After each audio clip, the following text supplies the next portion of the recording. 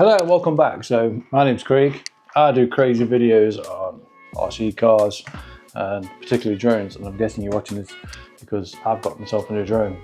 So let's grab a coffee and let's get into it. So the Avata is over a year old. We all know that. It's new to me though. So I purchased this secondhand. I've got the DJI bag that it comes with. Now, I was really surprised on how cheap I got this, but dead happy anyway. So in the bag,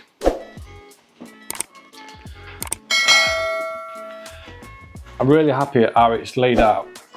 I've got my landing pad, I put it in there. It's not an unboxing or an unbagging if you like, but it's what I've got. So I thought I'd just share it with you. So the drone come with protective guards already, and there was a plastic thing on the top. There we go. And I've took that off because I don't like the idea of it. And the reason why I don't like the idea of it, because GPS is just under there. So it's just another layer to stop it from working as efficiently as it should do. Kind of undecided about these. I have actually ordered some LED versions of these. So watch this space, that should be interesting. It comes with a combo pack. So I have got batteries, 3 batteries, goggle 3s. These, what I've seen, are brilliant. So we're going to try these a bit later on. You can record straight onto your phone. You can do live feed to another set of goggles. Brilliant. The Remote 3, it's an upgrade. It's lighter, but I'm not happy that it's not got a separate feed from the goggles to the remote. You'll see what I mean a bit further in the video, but these uplink into the goggles, and then the feed, pardon me, the feed and the remote control feed all go from the goggles. I don't like that idea. But anyway, and I did get the active control or whatever it's called. That stayed in there. I'm kind of a traditionalist. I like to use the remote. So overall, the bag is a really good quality DJI bag. It is from DJI. I'm really happy with it. It's got like more compartments than I'm ever going to need. The compartment on the top. Oh, I have got some ND filters. They're not free wall. They're just a cheap set of ND filters I've got because I am messing around with D-Log. I'll get my words out in a minute. And so that's just another thing I'm trying to improve on. So in here, I got a load of extra propellers, which is, you can never have too many propellers. So that's brilliant. Now in the goggles, you can change, which I thought was really good. Let me just get them out of the bag. You can change the lenses. So if you wear glasses, you can actually have these made. And I thought they was a really good addition to the goggles. And then I've got a bunch of cables. It come with a UV filter, but me and my wisdom, I've managed to scratch it trying to get it off. Jesus, put that thing on. So hence why I've ended up buying new ND filters. So we'll get that out of there. So not happy with that, but anyway, that's kind of a quick unboxing, unbagging, whatever you want to call it. So let's jump into the settings. Let's get it bound, and then let's get outside and get flying, shall we? Right, see you in a moment. Okay, so I've connected the drone to my phone, and it's come up that it wants fly safe updating. So I'm going to update that, and that's been done. So hopefully that's all up to date now. Then we're going to jump over to, we need to bind it. So let's bind it. Let's get it all binded and put together. So that's now, my drone is now binded to my account, and then we're good to fly. So let's set the drone up now in the settings. Okay, so I've put a video on that's on my channel that from the Avata one that I did a couple of weeks ago. So right, while we're setting up these goggles, so press on your headphones up on the toggle switch. You've got these settings for your shutter speed, your ISO mode, and then your aspect ratio. So we're going to go back out of that, press down, and then you've got these settings across the top.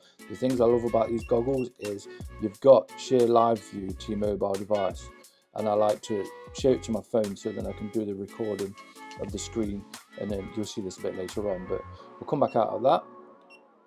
because I've directly connected this to my phone. So what we need to do is press the down button, and then this gives you your settings across the bottom. And then I've already set a lot of this up already, but I'm going to go through it quickly. So settings, safety. So I've got maximum flight altitude 120, and then I've got return to home as 60 meters. So what will happen is it'll go up and then it returns to home at 60 meters. You can do an home update on this. So if you're out and about and it's not updated, you can do it on that. Leave all these, because these are your calibrations and everything. If there's something wrong, you can go into them and then change the settings. So for example, let's compass calibration. You can then set it and then make sure the drone has got the compass correctly. So let's go out of this. Button at the bottom next to your toggle switch, that'll get you out of that. So now that's set up, we're going to controls. So the controls, kind of don't want to go into this until we go to manual mode, acro, but your pitch and then your gimbal calibration, don't need to touch that. Then the units, you can set that to any of them, so meters, kilometers and miles per hour. I've got mine set to kilometers, and the reason for that is it will show me the meters in the screen. So as you come out of here, as you can see at the bottom, it's got height and distance, and they're in meters, and the speed at the top above that is kilometers. So let's go back into the settings.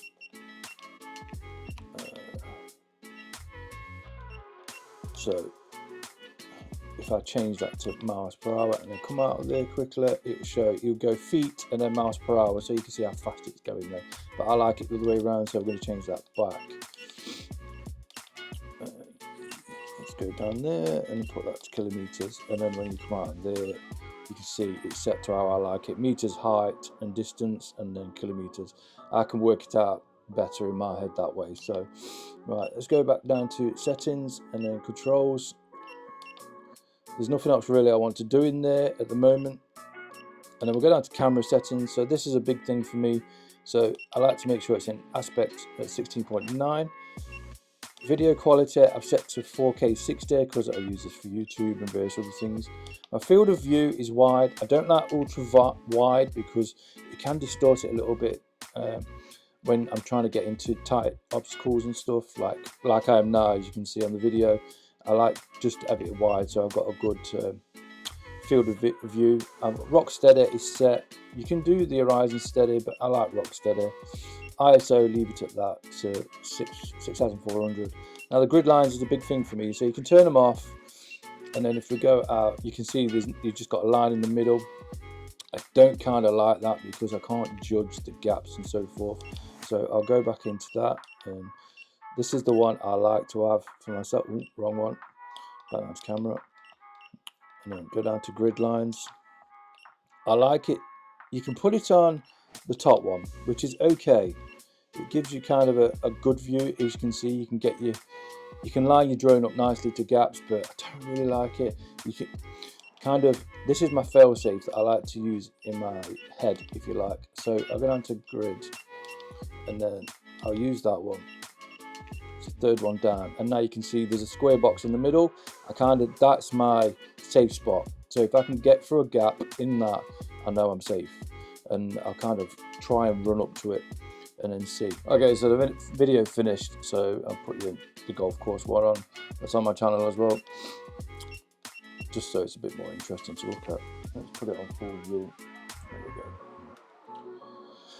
go. Okay, so back in settings, and we was in display. Oh, I tell a lie. No, we was in camera. I tell a lie. Right, back down to. So yeah, so as I was saying, grid line, I like to use the box as a safety. There's nothing else really to do in here apart from advanced camera settings. When I go in there, when I go to take off, it records both. Not just aircraft or goggles, it does both. So I've got that set to both.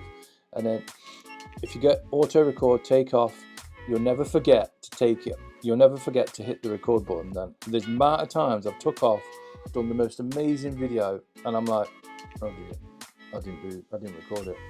I've got it in D-Log because just recently over the last few months I've been messing around with it, trying to get the better video quality for the YouTube and stuff. You can change it back to normal, but it gives you more versatile. It's flatter colours. and then you get a better result when you're post editing. And I use DaVinci Resolve, and then there's nothing else really I like to mess around in there. So we're going to leave that, and then we're going to come out and then go back, and then we're going to go to display now. So in display, brightness, pretty, that's a given.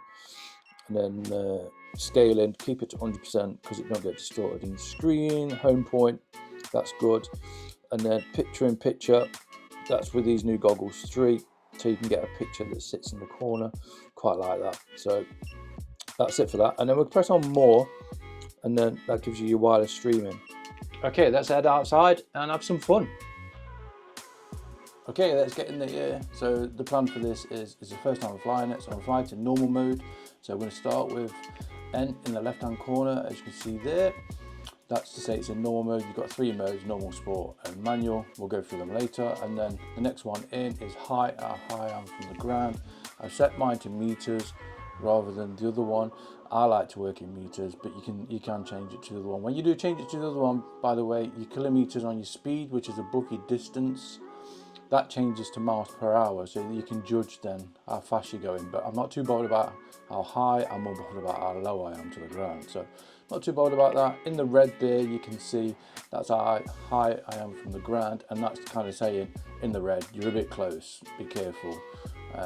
And as you see, it's starting to go amber now, so we're getting further away from the ground, and then that kind of disappears after a while, so it goes white and then disappears, as it has done there. So next one along on the right hand side there, you've got your battery life of your drone, and then you've got your fly time. So roughly that will change to how you're flying. So if you're flying in sport mode, which you'll see in a bit later on, that will change, it'll come down quite significantly because you're flying faster, and when you're in manual mode that flicks up and down all the time.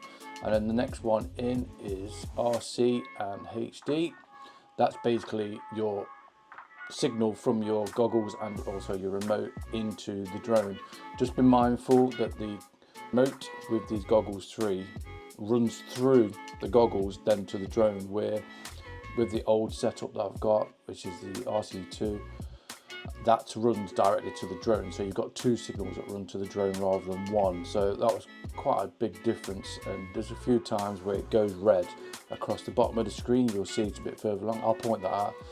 And that's not happened with the other setup, but it's just been mindful is if you lose signal, you've lost it completely. You can't kind of fiddle around and try and get the drone further up in the air so you can get a signal again. You've kind of lost it. The drone will go into return to home or whatever you've set that to, hover or whichever. And the next one across is megabits per second. That's basically the feed that's going to your goggles. That will jump up and down as you get further away from the drone or in more dense areas. For example, if you go behind a building, that will drop, but then you start to get pixelated on your screen. So just be mindful when you are going further away or you're going behind buildings that can drop, which will drop the signal within the goggles, which then will reduce the picture quality. Then the next one along is satellites. It is what it is. It's got 24, 27 satellites, but typically 10 satellites upwards sort of thing. I'm happy with. I can take off with that, and that's so we can return to home and do various other different things. And the next one in is your goggles, and that will tell you how much battery life is in your goggles. I can see mine is in red, but if you look at next to the goggles, which I really like with these goggles, is you can plug a battery pack into it. So I've got a battery pack currently plugged into it, so it's charging the goggles. So one of the big things that used to annoy me, it's kind of a small little niggle. It was a little bit annoying sometimes. I will forget to charge the goggles to V2, and then I can't fly because I haven't got a battery. With this, I can just plug in another battery. So I've always got a battery pack with me, so that's a good thing for that. And as you can see, I'm getting 300 meters out now. Checking to see what it's like, and you see it's gone amber, so the HD's gone down to amber now. I've got 27 megs per second. It's gone back up to 60 because I've gone further up now, but as you can see that you have to keep monitoring that and managing that. But that was like 300 meters away, so it's done it again because I've gone behind trees. It's kind of a given. Just be mindful if you hit red, just get out of that area, kind of try and move around so you can get further up so you get that feed again. With the goggles, we've got these two little flaps at the front, which are the antennas. Make sure they're up, not down, which will give you the bidirectional, I believe. So, you know, keep them up, keep them, and kind of look where you're flying so you can get the best possible signal. So that's for that. So we just switch over now and just enjoy the flying. And if you've not seen it already, go and watch the Pro mode, and I'll go through the settings with that. This is like the first flight I've done with the drone, so I'm feeling it out. Okay, that's enough of me talking. Let's switch over to the main feed and enjoy the rest of the video, and I'll see you on the next one.